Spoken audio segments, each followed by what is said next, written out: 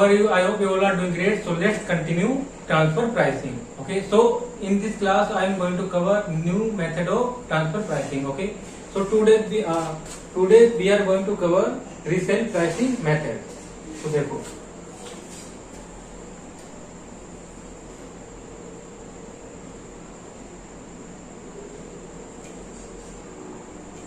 resale price method, और इसे क्या कहते हैं शॉर्ट में आरपीएम मेथड. ओके.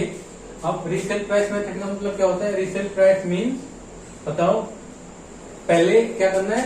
पहले बाय करना है, फिर उसी को क्या कर देना? सेल कर देना. That is known as resale price method. Okay. अब इसे हम एग्जाम्पल के थ्रू समझेंगे.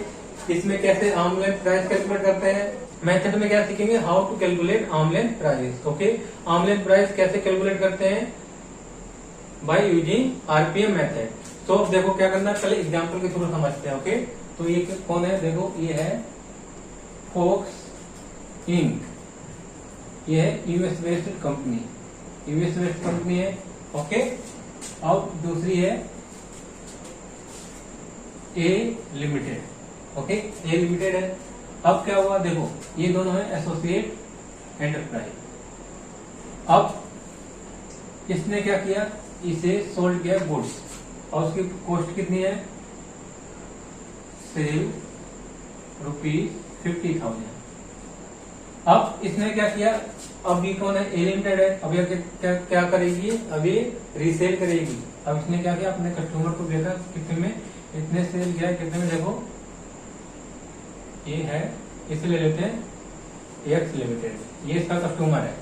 इसे सेल कितने में किया? सोल्ड ₹60,000. ओके. और जब ए लिमिटेड ने अपनी एसोसिएट एंटरप्राइज फोक्स इंक से क्या किया? तो बाय किया. तो उस टाइम इसने क्या किया था? परचेज एक्सपेंस भी कुछ इनकर्ड किए थे. तो ये क्या है? Purchase expense. Purchase expense ₹7,000. Okay. और क्या देखो, और ये मार्जिन कितना चार्ज करती है? नॉर्मली 20%. मार्जिन ही जीपी, ग्रोस प्रॉफिट कितना इसका है? जीपी है 20%. ओके. इतना ग्रोस प्रॉफिट अर्न करती है. ओके. अब क्या देखो, अब इसमें देखो किसके बीच में इन्फ्लुएंस हो सकता है? किस ट्रांजेक्शन में गड़बड़ी हो सकती है? बताओ पहले, किस ट्रांजेक्शन में हो सकती है गड़बड़ी? क्या इस ट्रांजेक्शन में गड़बड़ी हो सकती है? दिमाग लगाओ. नहीं.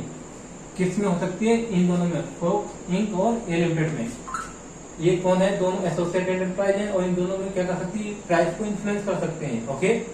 तो हमें क्या करना है? इसी में हमें पता लगाना है कि इसमें एक्चुअल फोक्स इंक को ए लिमिटेड से कितना चार्ज करना चाहिए था. ओके. अगर हम ऐसा पता नहीं लगाते तो क्या होगा? तो इससे गवर्नमेंट को लॉस होगा किसकी? रेवेन्यू की. कैसे? अभी मैं प्रूव करके दिखाऊंगा इसी से. ओके. तो देखो, तो अब क्या है देखो,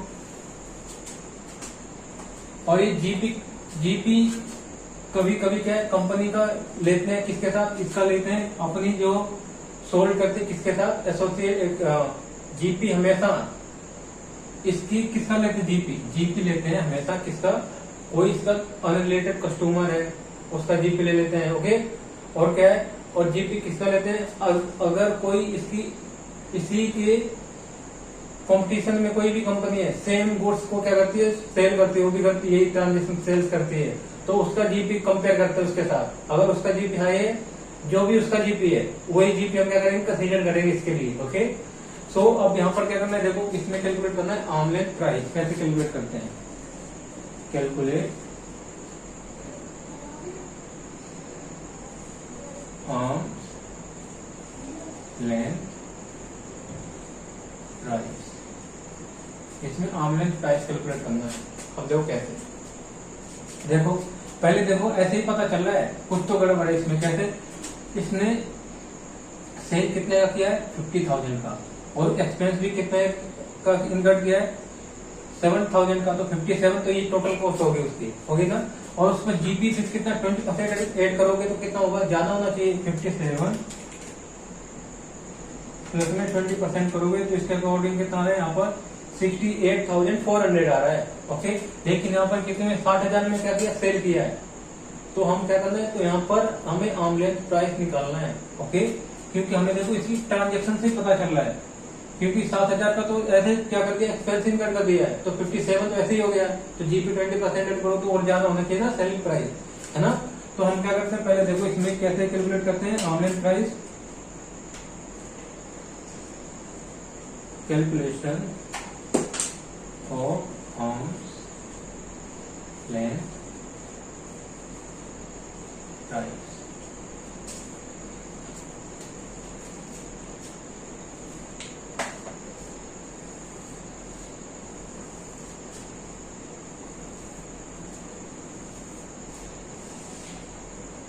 पर्टिकुलर यहाँ पर जाएगा रुपीज। ठीक, अब देखो हमेशा रीसेल प्राइस को क्या करेंगे, रीसेल प्राइस से कंपेयर करेंगे। रीसेल प्राइस कहां पर लेंगे, यहाँ पर लेंगे ऊपर। ठीक है, जो हमें क्या निकालना है कि एक्चुअल कितना फोक्स को चार्ज करना चाहिए था। ओके, तो यहाँ पर क्या लेंगे, रीसेल प्राइस। रीसेल प्राइस तभी तो नाम है उसका, रीसेल प्राइस मेथड। ओके, जितने पे रीसेल की हमेशा आएगा रीसेल प्राइस, तो रीसेल प्राइस कितना है 60,000। ओके, 60,000 है। और रीसेल प्राइस के बाद इसमें से हमेशा क्या माइनस करते हैं, पहले नॉर्मल जो भी ग्रोस प्रॉफिट है, normal GP. GP mean gross profit ऐसा है 20%। तो इसका 20% कितना आएगा, देखो 60,000 इंटू में 20%, ये आ रहा है 12,000। ओके, माइनस किया, अब कितना आ रही है 60,000 माइनस में 12,000, 48,000।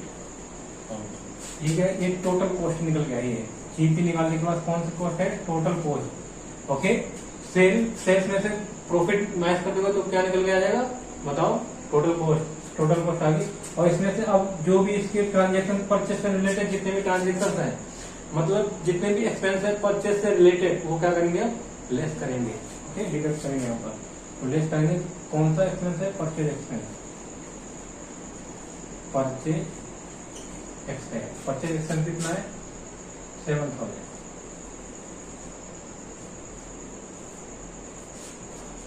तो आर्म लेंथ प्राइस कितना आ गया, देखो आर्म्स लेंथ प्राइस कितना है 48 में 7,000 मैच करोगे तो 41,000।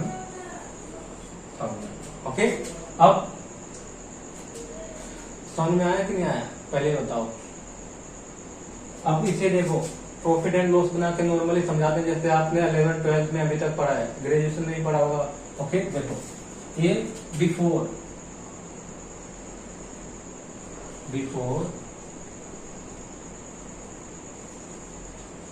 ट्रांसफर प्राइसिंग, ये बिफोर ट्रांसफर प्राइसिंग का पैनल है। Okay, P and L. अब देखो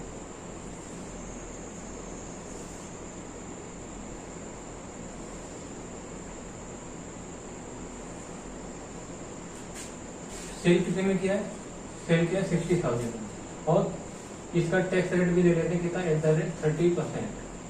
60,000 में, ओके 60,000 में किया और परचेज कितना किया, 2 परचेज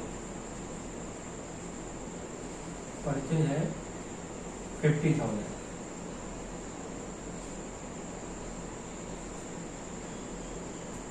और इसमें 2 परचेज एक्सपेंस कितने हैं, परचेज एक्सपेंस है इसमें, परचेज एक्सपेंस 7,000। ओके, अब देखो, अब यहाँ पर क्या आएगा, 2 जीपी कितना है, देखो जीपी आएगा 60,000। 60,000 में कितना मैच करोगे 3,000। ओके, टोटल आ गया 60,000।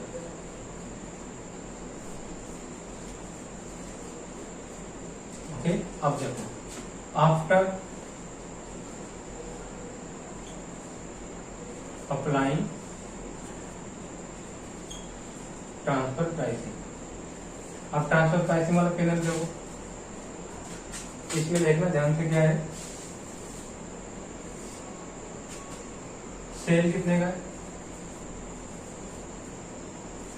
60 का है। ओके, सेल 60 का है ना। अब देखो जीपी कितना होना चाहिए था, जीपी आना चाहिए था यहाँ पर आर्म लेंथ प्राइस वाला, आर्म लेंथ प्राइस कितना है, मतलब इतने में बाय करना चाहिए था इसको, है ना। बाय करोगे तो इसमें तो क्या आएगा, टू परचेज 41,000 और क्या है, टू परचेज एक्सपेंस 7,000 और टू क्या आएगा, जीपी कितना आएगा, देखो 12,000 आएगा, 60,000। अब इसमें देखो इससे इफेक्ट क्या होगा, जब जीपी बढ़ेगा तो प्रॉफिट भी इंक्रीज होगा, और प्रॉफिट इंक्रीज होगा तो क्या होगा बताओ, तो टैक्स ज्यादा पे करना पड़ेगा, यानी तो यहाँ पर क्या देखो, ये दोनों एसोसिएटेड एंटरप्राइज है, इन्होंने क्या किया, प्राइस इंक्रीमेंट कर लिया, क्या इसने इसे ज्यादा रेट में क्या कर दिया, सेल कर दिया, इसे ज्यादा रेट में सेल कर दिया, तो वहां पर क्या इसकी परचेज इंक्रीज हो जाएगी, और परचेज इंक्रीज का मतलब क्या है वो बताओ, डेबिट साइड आती है कहां पर, ट्रेडिंग प्रॉफिट एंड लॉस और ट्रेडिंग अकाउंट के डेबिट साइड में आती है, इजंट इट। तो उससे क्या होगा, जीपी कम होगा, और जीपी कम होगा तो प्रॉफिट भी कम आएगा, और प्रॉफिट कम आएगा तो उससे क्या होगा, टैक्स कम लगेगा, है ना। तो इसीलिए क्या है, रीसेल प्राइस मेथड का यूज करते हैं, ऐसे निकालते हैं इसमें। ओके, और काफी सारे एडजस्टमेंट हैं, वो भी अभी समझाऊंगा। ओके, तो क्या करना है, पहले से वीडियो पॉज करो और इसे लिख लो। ओके, सो लिखो जल्दी।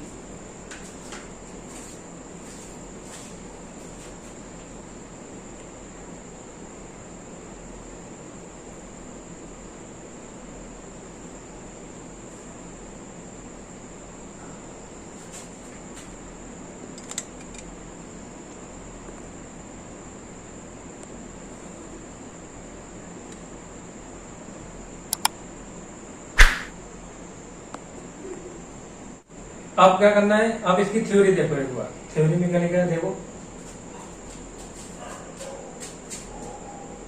How do you determine arms length price under resale price method. और इसमें आर्म लेंथ प्राइस कैसे डिटरमाइन करना है वो देखो, जो मैंने बताया था वही सारा मेथड होगा, सब देखना। Short note on resale price method, एक क्वेश्चन जैसे आ सकता है, शॉर्ट नोट लिखो किसके ऊपर, रीसेल प्राइस मेथड के ऊपर। तो देखो क्या है answer, resale price method is applied when a property purchased or service obtained from an associate enterprise is resold to an unrelated enterprise। resale price method कब अप्लाइड होगा, जब कोई भी प्रॉपर्टी और एनी सर्विस, प्रॉपर्टी मीन्स कोई भी goods भी हो सकता है, एनी अदर सर्विस भी हो सकती है, वो किससे परचेज होना चाहिए, एसोसिएट एंटरप्राइज से, और उसके बाद एसोसिएट एंटरप्राइज से परचेज होने के बाद सेल रीसेल किसे करनी है, रिसोल्ड करनी है अनरिलेटेड पार्टी को, जो उसकी अनरिलेटेड पार्टी है उसे क्या करना है, रीसेल रिसोल्ड करना है। ओके, और उसके बाद करेगा, this method is suitable in case of when goods are resold within the short period of purchase. अब ये कब सुटेबल है मेथड, जब क्या है, शॉर्ट टाइम में क्या करते हैं, उसे रिसोल्ड भी करते हैं, परचेज किया और उसे तुरंत ही 1-2 दिन में विद इन स्पेसिफिक टाइम के अंदर क्या कर देंगे, सेल करते हैं, रिसोल्ड करते हैं।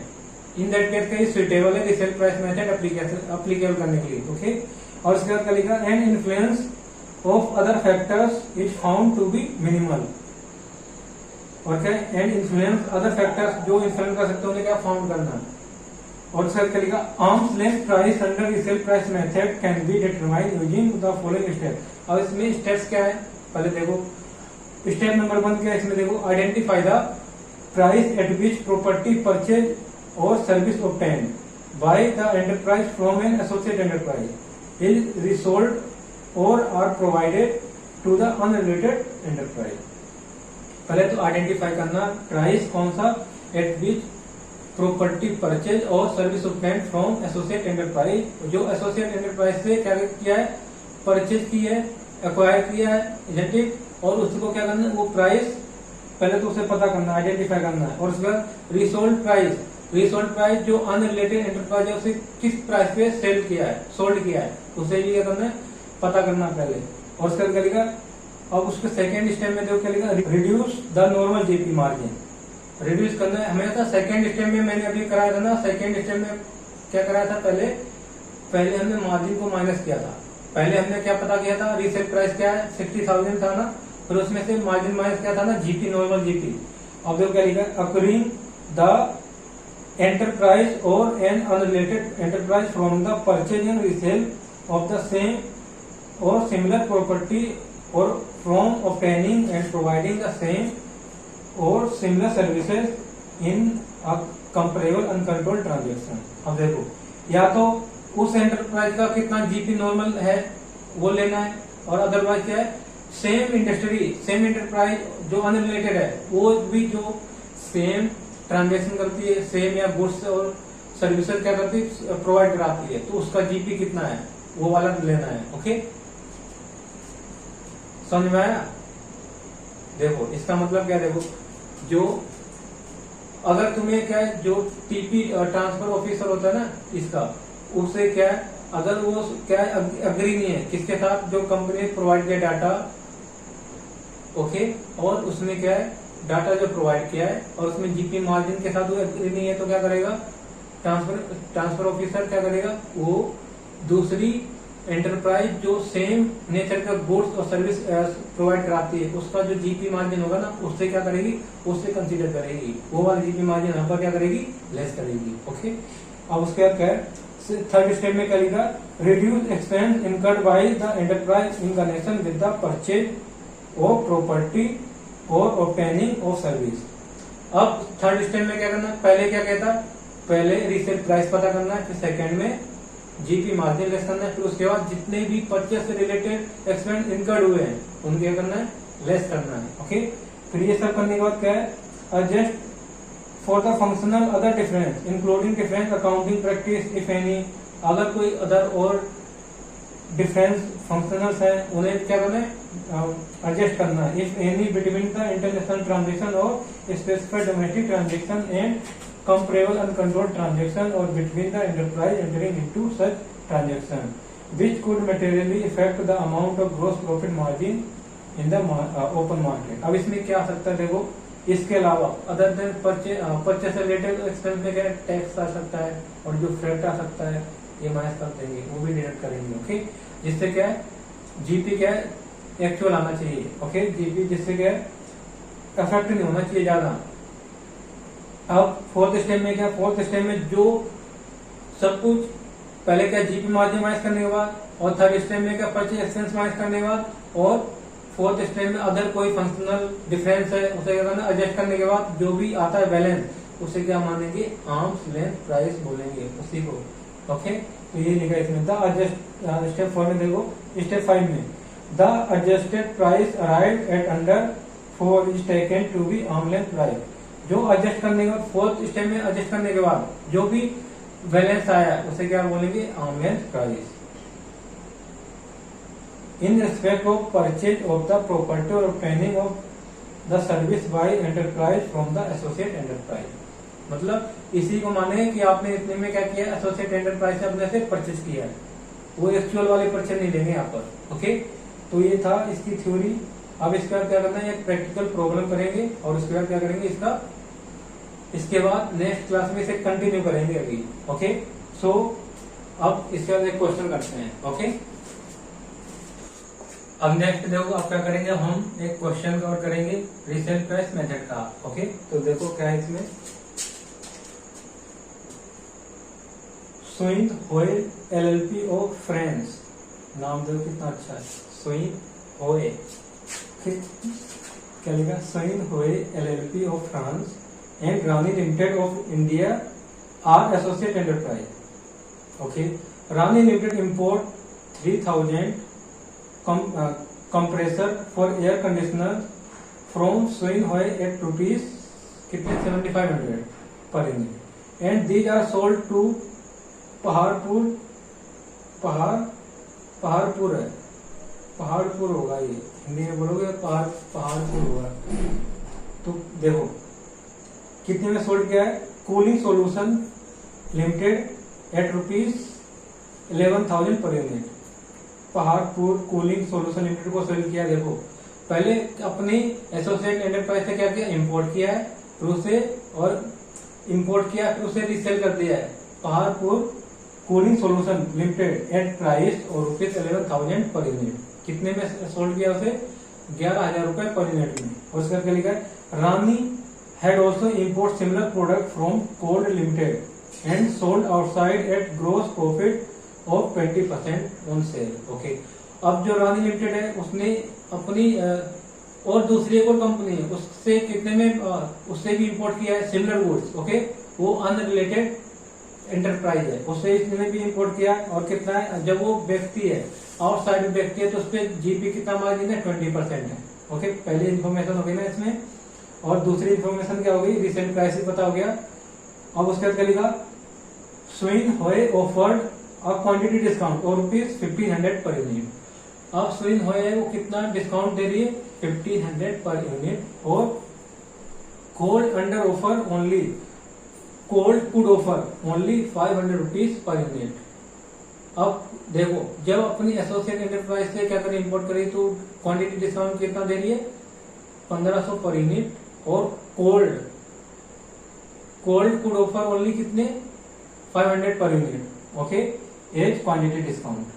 अब क्या लिखा था? Freight has customs duty paid for import from Swin Hoe LLP है cost Rani ₹200 अपीस।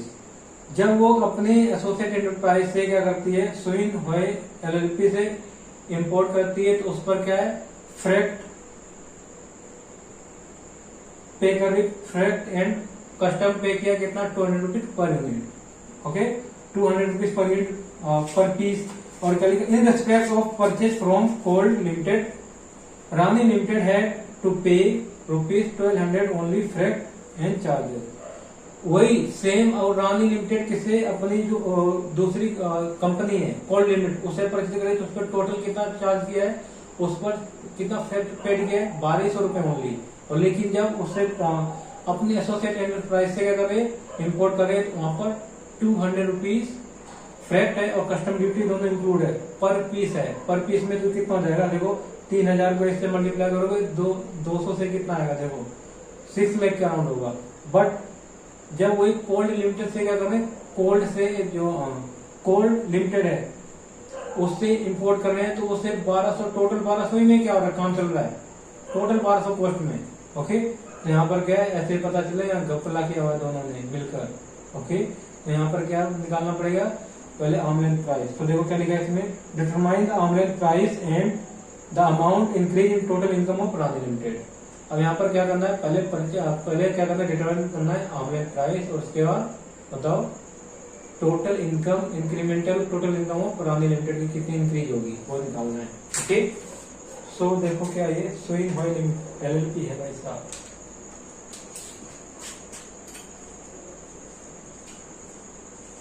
Computation of arms length price, arm length price निकालना है। ओके, तो अब क्या करना है? पहले देखो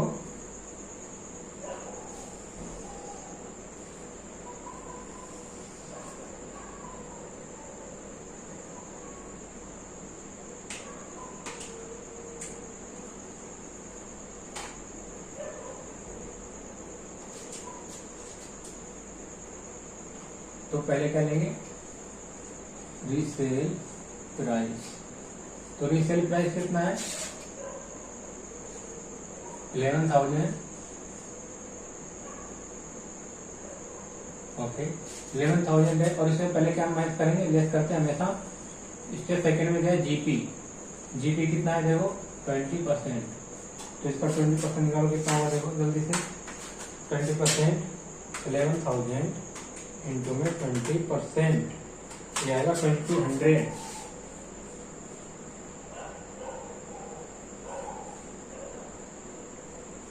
ओके,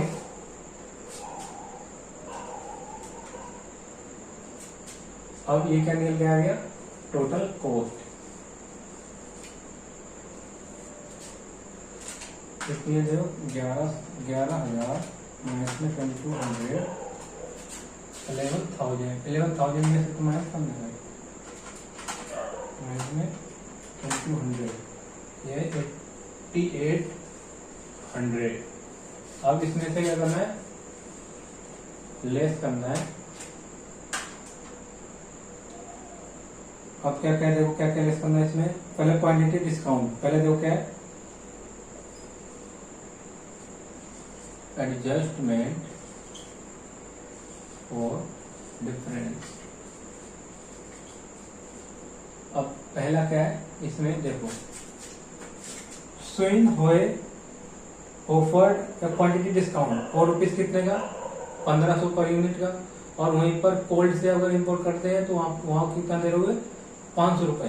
तो यहाँ पर जो गैप आएगा वो क्या करें, वो इंक्रीमेंट हो रहा है। इंक्रीमेंटल क्या है, तो यहाँ पर इंक्रीमेंटल क्वांटिटी डिस्काउंट को क्या कर देंगे, लेस कर देंगे।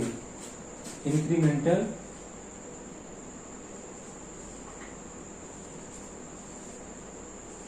क्वांटिटी डिस्काउंट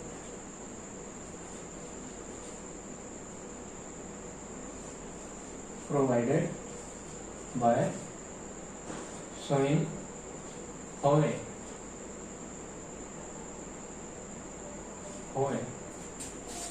कितना है देखो, 1500। और वही हम कोल्ड से इंपोर्ट कर रहे हैं तो कितना चार्ज कर रहे हो, 500। तो यहाँ पर के ऑफर कर रहा है डिस्काउंट, तो इसमें डिफरेंस कितने का है, 1000 का। ये करेंगे लेस। और उसके बाद देखो क्या है, उसके बाद लिखा है the freight and custom duty paid for imports from Swin Hoe LLP had cost Rani ₹200 a piece. एक पीस पर कितना है, 200। उसमें क्या क्या इंक्लूड फैक्ट है और क्या कस्टम। और वही देखो, in respect of purchase from cold limited, Rani limited had to pay ₹1200 only as fact charges. और उसमें जब कोल्ड से परचेज करें तो उसपे क्या सिर्फ कितने रुपए चार्ज हो रहे हैं, ओनली 1200 रुपीज टोटल।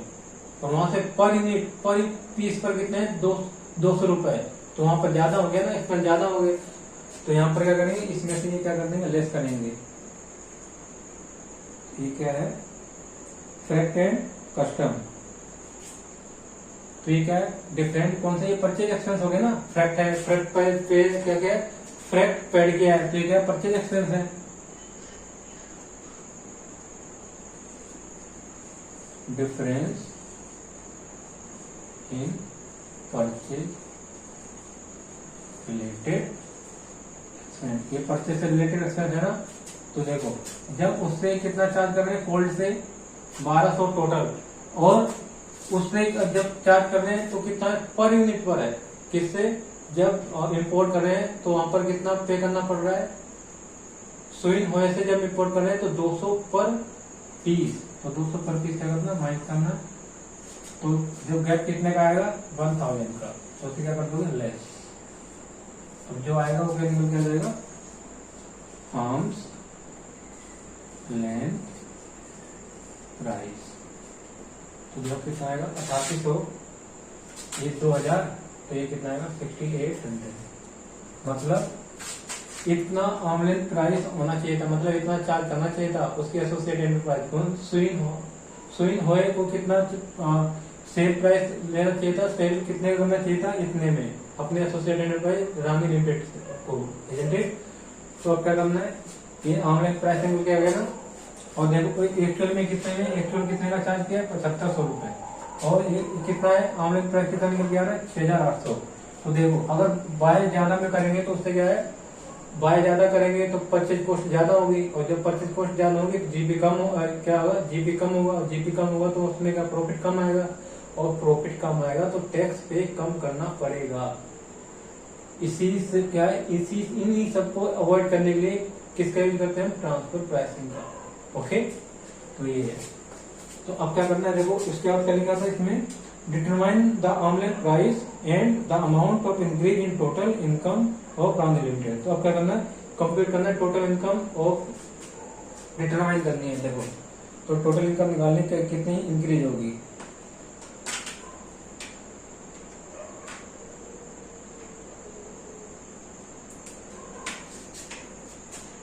तो यहाँ पर निकालते दूसरा पॉइंट, कंप्यूटेशन ऑफ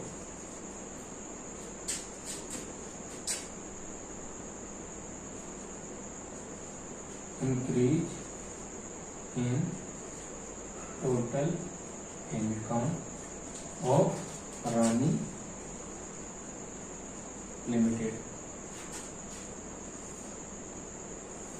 तो देखते हैं एक्चुअल, पहले हम क्या लेंगे, एक्चुअल प्राइस चार्ज बाय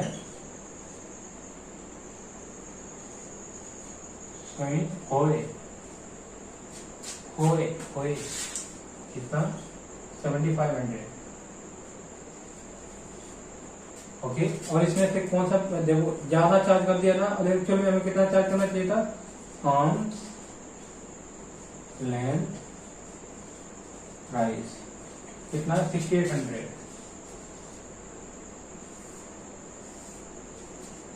तो यहां से क्या हो जाएगा, देखो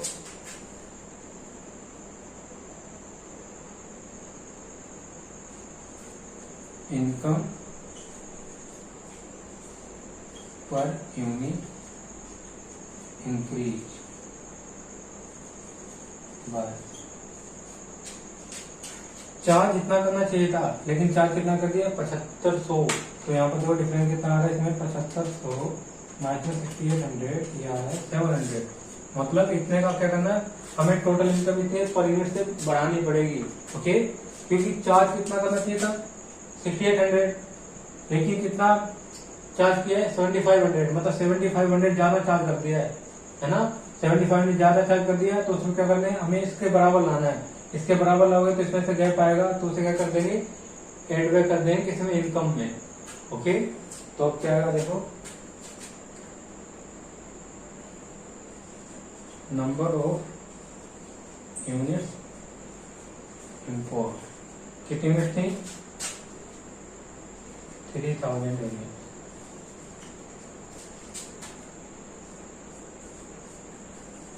टोटल इनकम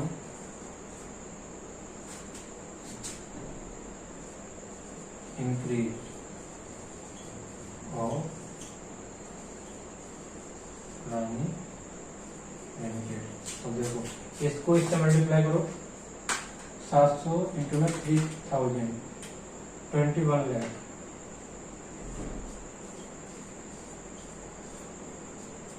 तो इनकम कितने से इंक्रीज होगी इसकी, टोटल इनकम 21 लाख से। ओके, तो ये था। वीडियो पॉज करो, अब लिखो इससे जल्दी से।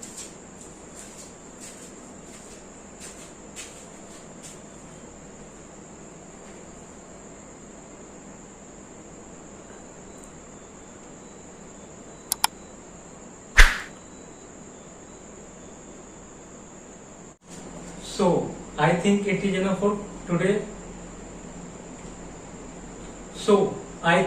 enough for today. In next class we will continue RPM method. Okay, हम नेक्स्ट क्लास में भी इसी को कंटिन्यू रखेंगे, और जितने भी मैं क्वेश्चंस कराऊं उन सबकी आपको खुद भी प्रैक्टिस करनी है। ओके, जब तक खुद से प्रैक्टिस नहीं करोगे कुछ नहीं आने वाला, ये ध्यान रखना है। और CUP method that is very important, so उसकी तो अच्छे से प्रैक्टिस करनी है।